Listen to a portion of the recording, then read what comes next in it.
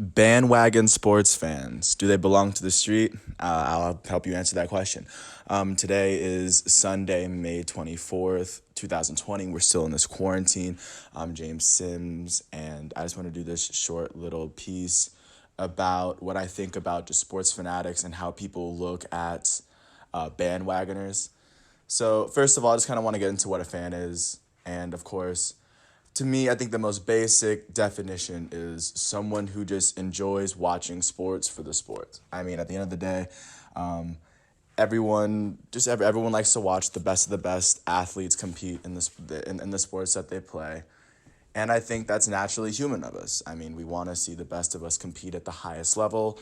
And the way we do that nowadays, is we pay to watch exhibition games between some of the best athletes in the world, no matter what sport it is.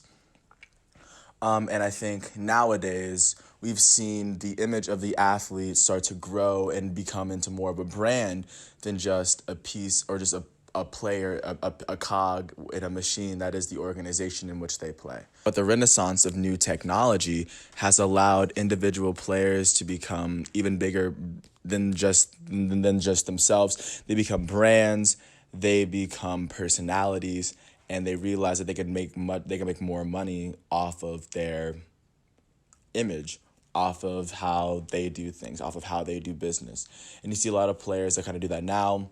And of course, we see the rise of that with color TV. After people stopped watching players on radios, or people started to stop listening on the radios, they started to watch these players on TV, black and white and color TV, getting a chance to see their faces and get a chance to pair a face with the name. And more slowly, the player becomes the bigger attraction than the team.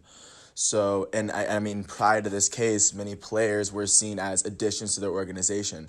For instance, Roger Staubach was known because he played on the Cowboys, or Bill Russell was known as being the greatest Celtic ever.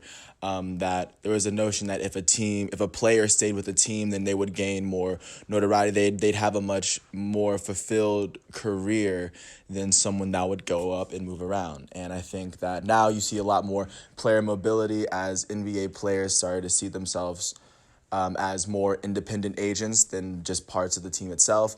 Players now understand that not only are they able to sign other places with a lot more money, you're also able to sign with teammates that can help you get a better chance to win a championship. Also, you can move to a bigger market city so that you can make more money off of your image. Because at the end of the day, that's what they're trying to do. They're trying to make the most money they can while they're playing in the NBA. And there's also a second objective, which comes with playing basketball professionally, which is that you want to have the best chance to be the last team, to be on the last team standing at the end of it all.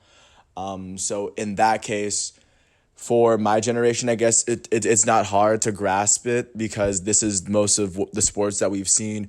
We saw the big three go to the Celtics, and when I saw it, I thought, okay, that's a smart idea. That's three of the top players in the league that are joining together and playing together on one basketball team to ensure their greatest odds of winning a championship before each of them retire, because none of those three had won a championship at that time. So I'm thinking that's an amazing idea. And then you hear people saying, oh, they took the easy way out of a championship. And I said, well, it's within the rules to switch teams. And if the teams that you were previously on have no shot at a championship, why not maximize your odds? Why not have the best chance to get at a championship? That's within the salary cap, and that's achievable by your front office. The Celtics went out and did that, and it's a great idea, and it's an idea that's caught on as time went on. Even when the Heatles the next year were able to sign LeBron James and Chris Bosh on max contracts alongside Dwayne Wade, who alongside LeBron James was a top 3 to 5 player in the NBA or during that offseason. So we understand how big these situations were. And you never really realize it. You just think it's three players at the top of their game realizing that they can't win a team sport alone. So that's kind of where I'm coming from in this new generation. But of course, many people will attribute that to weakness, saying, oh, he never stayed with Cleveland and built Cleveland up like Michael Jordan did, or like Larry Bird did, they stay, or Magic Johnson, they stayed with one team. And to that, my rebuttal is, look at the organizations they were drafted to. The Chicago Bulls, when Michael Jordan got there, they were an organization that was pretty competent. They knew what they were doing. Same with the Celtics. Celtics and the Lakers are two of the greatest. There's two of the greatest organizations that the NBA has. That they are the two. They have the most championships, the most and the second most championships out of all teams in the NBA. So I mean, if a player isn't drafted into a favorable position with a competent organization, because now there's the draft lottery and players can't control who gets the number one pick in the NBA draft. So, of course, that becomes a dilemma in itself as well, because the next great player could end up playing in, I'm not saying let's just say Memphis, let's say Charlotte wasn't a competent organization, especially in the front office or in ownership, and let's say the next Kevin Durant, say Imani Bates gets drafted to Charlotte. If he never leaves Charlotte and Charlotte is unable to put the pieces around him to win a championship, why should we shame the player for wanting to seek a better opportunity to win a championship? And because he's playing in Charlotte, why not give him a chance to play? At least give him the choice to have the option. Give him the option and let him have the choice to choose whether he wants to stay with the team that drafted him or if he wants to go to a bigger market with a better chance to make the most money for himself, and at the same time win as many championships as you can, because at the end of the day, that's the objective of playing in the NBA, is to win the NBA championship as a player, to be on the winning team at the very end of the year. And as a fan, I see this. Well, I mean, as a fan, you see fans that are following players to other teams because they're supporting the player sometimes that they grew up with, and then they're being labeled bandwagons, or fans cheering on teams that aren't in their hometowns. They're bandwagons. Since when does being born in one city mean that you have to cheer for the team that you grew up with? What if you just simply don't like the team? What if you like another team better? What if you grew up watching the St. Louis Rams all your life and the New England Patriots are the best team? You can cheer for the Patriots. There's no one holding you back. I'm just saying, if you're a sports fan because you like watching sports, and if your if your hometown teams aren't enough entertainment for you, and there's no shame in following the teams that are performing the best.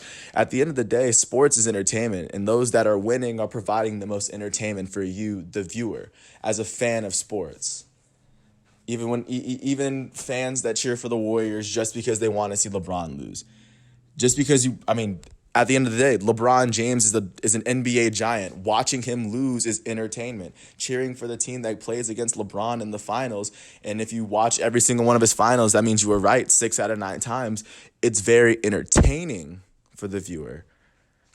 So who are we as fans of our own home teams to simply call other fans, not lesser fans, but just treat them as though they're not the same as normal basketball fans? I mean, at the end of the day, we come here to watch these players play.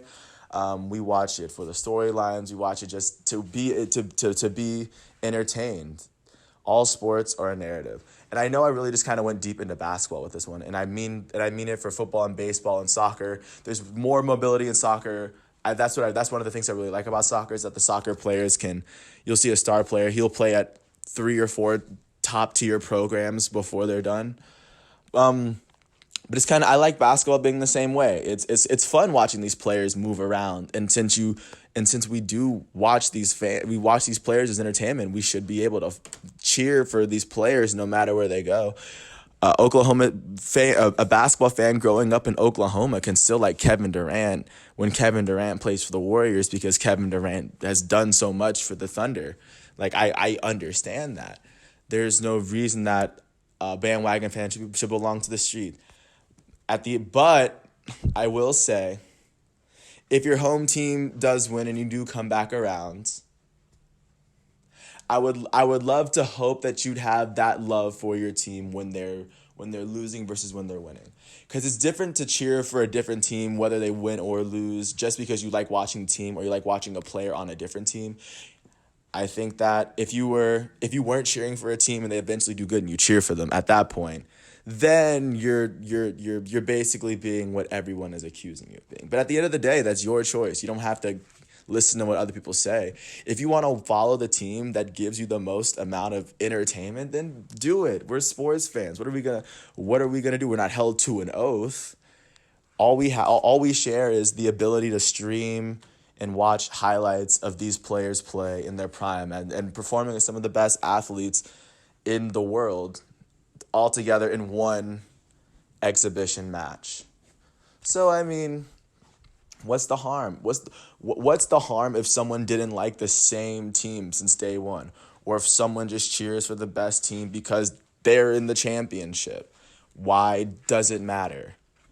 At the end of the day, it doesn't. I mean, bandwagoner fans, don't get me wrong. I'll give you a side eye if you come cheering back for your home team when your home team is good and you completely trash them when they're bad. I'll give you the side eye, but at the end of the day, you can choose whether you want to be one. I have no problem with it.